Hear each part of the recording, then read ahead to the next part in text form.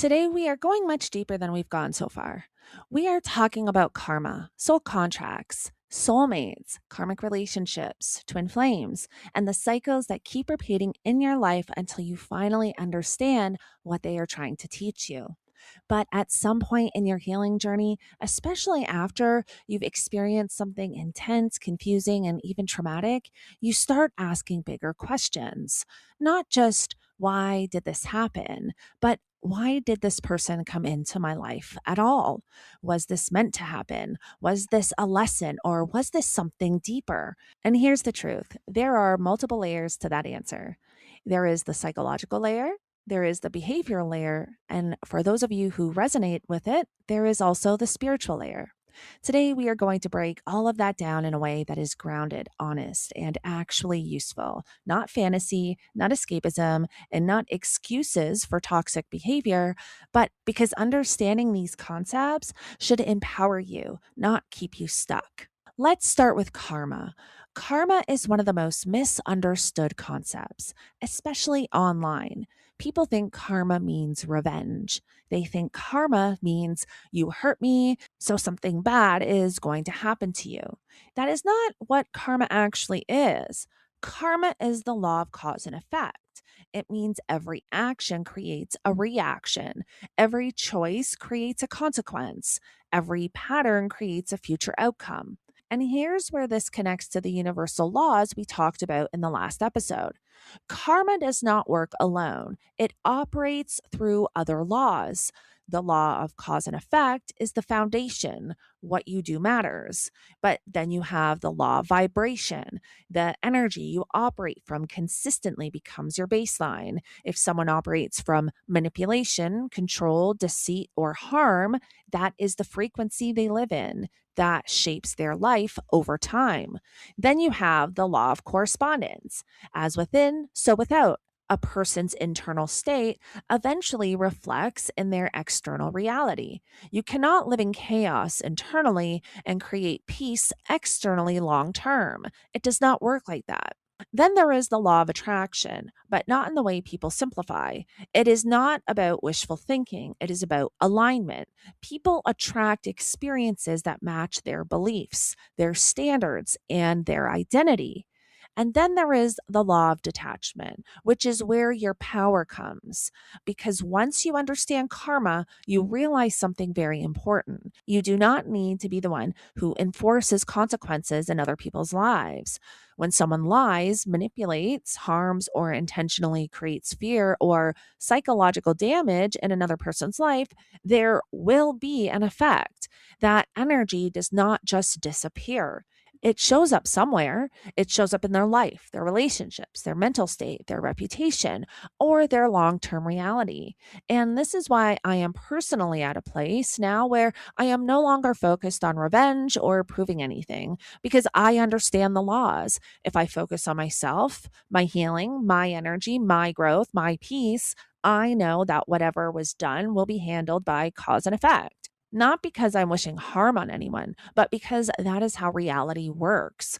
So, my responsibility is not to chase justice in a way that drains me. My responsibility is to protect my energy, rebuild my life, and move forward. This is alignment. This is power. And that is understanding karma at a deeper level. Now, let's move into something that people are very curious about, but also very confused about, which is soul contracts. A soul contract is the idea that certain people come into your life for a reason, to teach you something, to trigger growth, to challenge you, maybe, or to help you evolve. Now, whether you believe this is something chosen before you come here, or whether you view it more psychologically as patterns and compatibility, the effect is the same. Certain people change you, and not all of those people are meant to stay. That is where we need to differentiate between a few different types of connections. First, soulmates. A soulmate is not always romantic.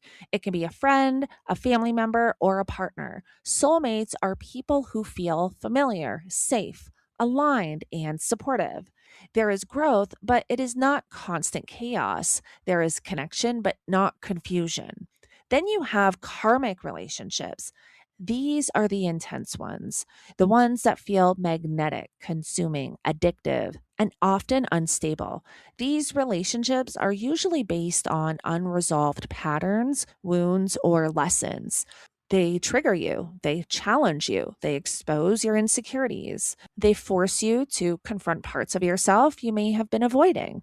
And the key thing about karmic relationships is this: they are not meant to last forever, they are meant to teach. But if you do not learn the lesson, you stay longer than you should, or you repeat the same relationship with someone else. Then we have the concept of twin flames. This is probably the most misunderstood concept of all. The idea is that a twin flame is a mirror, someone who reflects your deepest wounds, your patterns, your shadow, and your potential back to you. And while that can be a powerful concept, it has been used to justify staying in unhealthy, toxic, or even abusive situations. So here is the grounded truth: not every intense connection is a twin flame. Not every painful relationship is spiritually meant. And not every person who triggers you is someone who you are supposed to stay with. Sometimes the lesson is not to hold on, sometimes the lesson is to walk away. And that is where people get stuck. They confuse intensity with destiny. Just because something feels powerful does not mean it is aligned. Just because something feels deep does not mean it is healthy. And just because someone changed your life does not mean they are meant to stay in it. Now let's bring this all together: karma, soul contracts, relationships, and lessons. All of it leads to one thing: cycles. Your life runs on patterns. And if you are not aware of those patterns, you will repeat them. You will meet the same person in a different body. You will experience the same betrayal in a different situation. You will face the same lesson in a different form, not because the universe is punishing you, but because the lesson has not been learned yet. This is where radical self awareness comes in. You have to be honest with yourself. What patterns keep showing up in your life? What kind of people do I keep attracting or choosing? What red flags did I ignore? Where did I abandon myself? Where did I tolerate that I should not have tolerated? Because the cycle continues where there is lack of awareness. But once you see the pattern, everything changes, because now you have a choice. You can either repeat it or you can break it. And breaking a cycle is not easy. It requires you to do something different than what feels comfortable. It requires boundaries. It requires self respect. It requires walking away when everything in you wants to stay. It requires choosing yourself when you are used to choosing others. And most importantly, it requires you to become a different version of yourself, because the version of you that tolerated the cycle cannot be the version of you that breaks it. I want you to look at it through a different lens. Not just why did this happen, but what did this teach me? What did this reveal about me? What pattern was I being shown? Because some people are blessings, some people are lessons, and some people are both. But every single one of them, if you allow it, can lead you back to yourself. Thank you so much for joining me for another episode.